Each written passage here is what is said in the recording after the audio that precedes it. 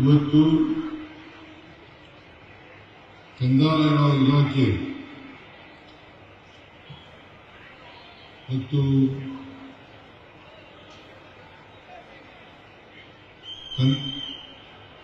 ಜಿಲ್ಲಾ ಆಡಳಿತ ಇವುಗಳ ಅಡಿಯಲ್ಲಿ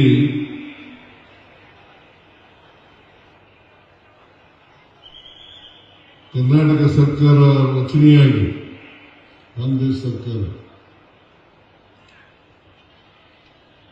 ಈ ಬಾರಿ 3 ದಿನಗಳನ್ನು ಪೂರೈಸಿದೆ.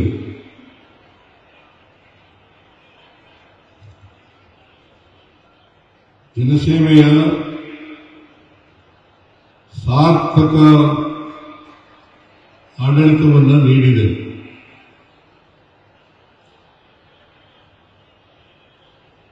ಹಾಗೂ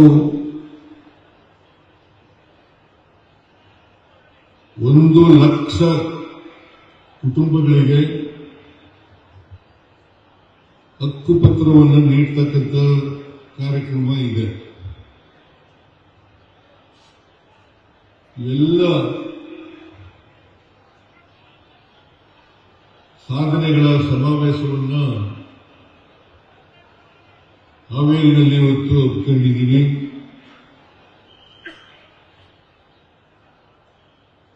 ನಾನು ಇಷ್ಟೊಂದು ದೊಡ್ಡ ಮಟ್ಟದಲ್ಲಿ ಕಾರ್ಯಕ್ರಮ ನಡೀತದೆ ಅಂತ ಅಂದ್ಕೊಂಡಿರಲಿಲ್ಲ. ಇದು ದೊಡ್ಡ ಸಮಾವೇಶ. ಈ ಸಮಾವೇಶವನ್ನು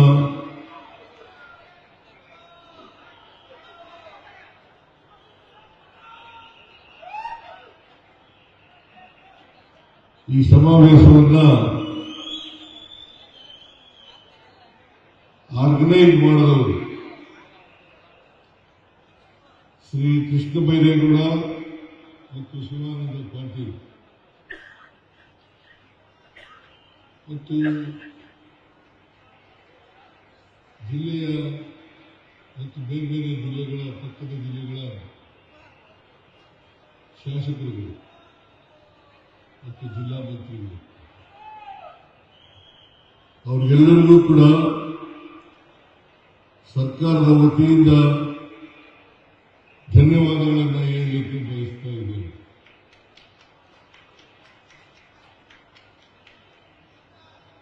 ಕೆಲವು ತಿಂಗಳುಗಳ ಹಿಂದೆ ಹೊಸಪೇಟೆಯಲ್ಲಿ ಇಂಥದೇ ಕಾರ್ಯಕ್ರಮವನ್ನು ಮಾಡಿದರು. 2 ವರ್ಷ ತುಂಬಿರ್ತಕ್ಕಂಥ ಕಾರ್ಯಕ್ರಮ. ಅವತ್ತು ಕೂಡ 1 ಲಕ್ಷಕ್ಕೂ ಹೆಚ್ಚು ಹಕ್ಕುಪತ್ರಗಳನ್ನು ಕಂದಾಯ ಇಲಾಖೆಯಿಂದ ನಾವು ವಿತರಣೆ ಮಾಡಿದ್ದೋ ಅಂತಕ್ಕಂಥ ಮಾತುಗಳನ್ನು ಈ ಸಂದರ್ಭದಲ್ಲಿ ಹೇಳಲಿಕ್ಕೆ ಬಯಸ್ತಾ ಇದ್ದೇನೆ. ಇವತ್ತು ಕೂಡ 1 ಲಕ್ಷಕ್ಕೂ ಹೆಚ್ಚು ಕುಟುಂಬಗಳಿಗೆ ಹಕ್ಕುಪತ್ರಗಳನ್ನು ವಿತರಣೆ ಮಾಡ್ತಾ ಇದ್ದೇವೆ. ಒಟ್ಟು 2,20,000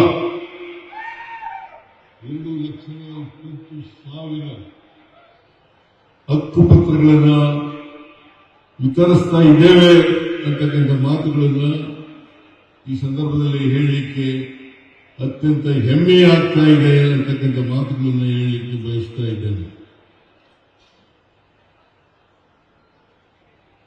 ಕೃಷ್ಣ ಬೈರೇಗೌಡರು ಕಂದಾಯ ಇಲಾಖೆಯ ಜವಾಬ್ದಾರಿಯನ್ನು ತಗೊಂಡ ಮೇಲೆ ಹಕ್ಕುಪತ್ರಗಳನ್ನು ವಿತರಣೆ ಮಾಡಬೇಕು ಅಂತಕ್ಕಂಥದ್ರಲ್ಲಿ ಹೆಚ್ಚು ಮುತುವರ್ಜಿಯನ್ನು ವಹಿಸಿ ಅವರು ಹಕ್ಕುಪತ್ರಗಳನ್ನು ಕೊಡ್ತಕ್ಕಂಥ ಕೆಲಸವನ್ನು ಮಾಡ್ತಾ ಇದ್ದಾರೆ. ಇನ್ನು ಉಳಿದ ಕುಟುಂಬಗಳಿಗೂ ಕೂಡ ಹಕ್ಕುಪತ್ರಗಳನ್ನು ಕೊಡುತ್ತೇವೆ ಅಂತಕ್ಕಂಥ ಮಾತುಗಳನ್ನು ಈ ಸಂದರ್ಭದಲ್ಲಿ ತಿಳಿಸಲಿಕ್ಕೆ ಬಯಸ್ತಾ ಇದ್ದೇನೆ. ನೀವೆಲ್ಲರೂ ಕೂಡ ಕಳೆದ ವಿಧಾನಸಭಾ ಚುನಾವಣೆಯಲ್ಲಿ ನಮಗೆ ಆಶೀರ್ವಾದವನ್ನು ಮಾಡಿದರು. 136 ಸ್ಥಾನಗಳಿಗೆ 136 ಸ್ಥಾನಗಳನ್ನು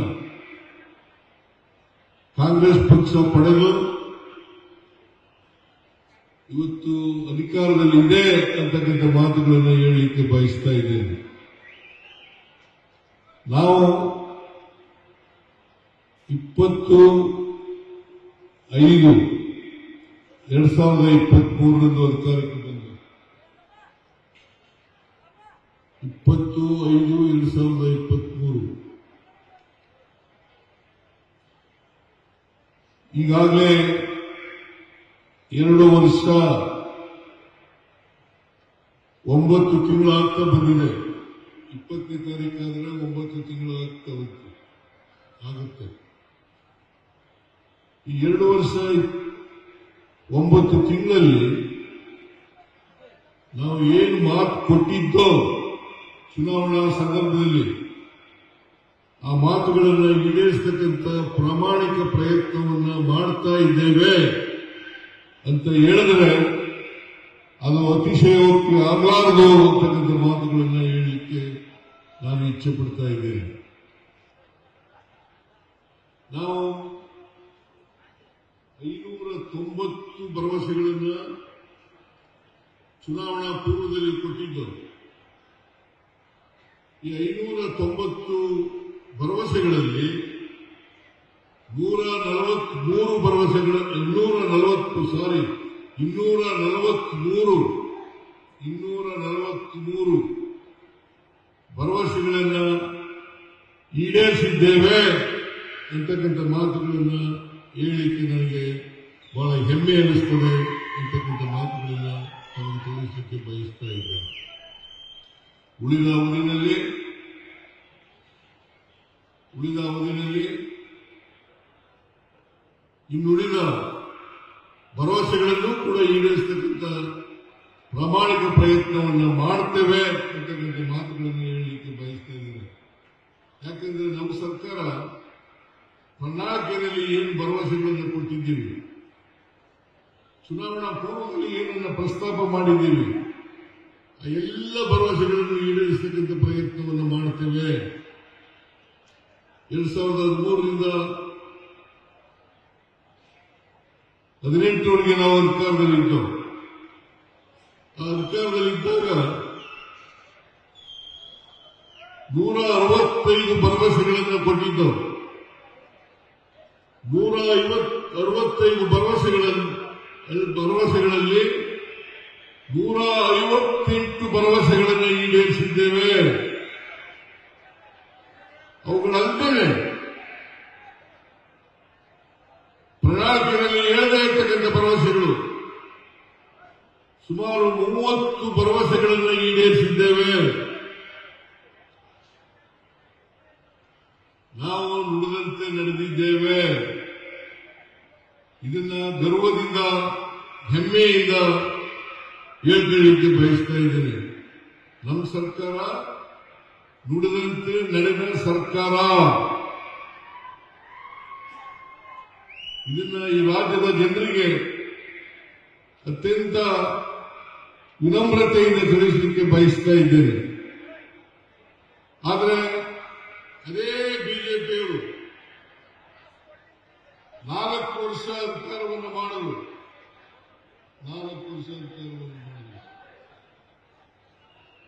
ಅವರು 2018ರಲ್ಲಿ ಭರವಸೆಗಳನ್ನು ಕೊಟ್ಟಿದ್ದರು. ಸುಮಾರು 600 ಭರವಸೆಗಳನ್ನು ಕೊಟ್ಟಿದ್ದರು. 600 ಭರವಸೆಗಳಲ್ಲಿ 10% ಭರವಸೆಗಳನ್ನು ಕೂಡ ಈಡೇರಿಸಲಿಲ್ಲ. ಅವರು ಈಗ ನಮ್ಮ ಮೇಲೆ ಟೀಕೆ ಮಾಡ್ತಾರೆ, ನಮ್ಮ ವಿರುದ್ಧ ಟೀಕೆ ಮಾಡ್ತಾರೆ.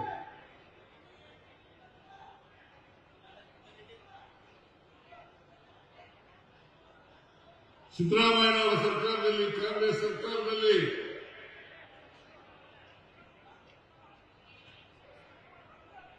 ಹಣ ಇಲ್ಲ, ಅಭಿವೃದ್ಧಿ ಕೆಲಸಗಳನ್ನ ಮಾಡ್ತಾ ಇಲ್ಲ,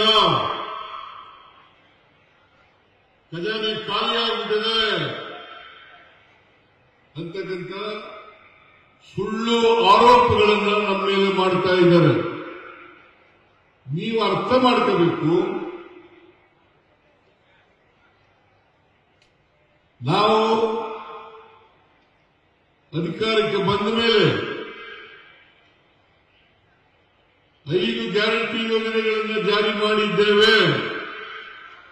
ಈ ಗ್ಯಾರಂಟಿ ಯೋಜನೆಗಳನ್ನು ಕೂಡ 2023ಕ್ಕಿಂತ ಮುಂಚಿತವಾಗಿ ನಮ್ಮ ಪ್ರಣಾಳಿಕೆಯಲ್ಲೂ ಕೂಡ ಪ್ರಸ್ತಾಪ ಮಾಡಿದ್ದು, ಜೊತೆಗೆ ಚುನಾವಣಾ ಪೂರ್ವದಲ್ಲೂ ಕೂಡ ಈ ಭರವಸೆಗಳನ್ನು ನಿಮ್ಮ ಮುಂದೆ ಇಟ್ಟಿದ್ದು. 5 ಭರವಸೆಗಳನ್ನ ನಾವು ಮೊದಲನೇ ವರ್ಷನೇ ಇವನ್ನೆಲ್ಲ ಈಡೇರಿಸಿ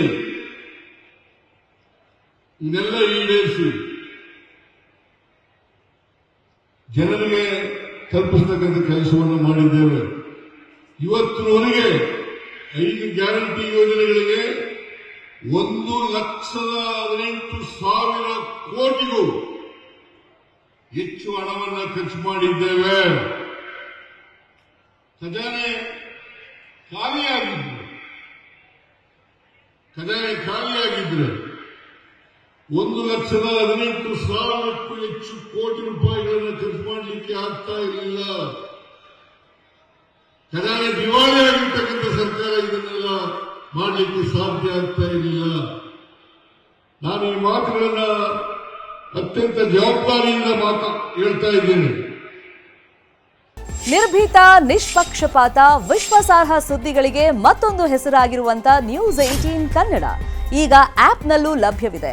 ದಯವಿಟ್ಟು ಇಲ್ಲಿರುವಂತ QR ಕೋಡ್ ಸ್ಕ್ಯಾನ್ ಮಾಡಿಕೊಂಡು ಆಪ್ ಡೌನ್ಲೋಡ್ ಮಾಡೋದಕ್ಕೆ ಮರಿಬೇಡಿ. ನಿಮ್ಮ ಬೆಂಬಲ ಹೀಗೆ ಸದಾ ನಮ್ಮೊಂದಿಗಿರಲಿ. ಧನ್ಯವಾದ.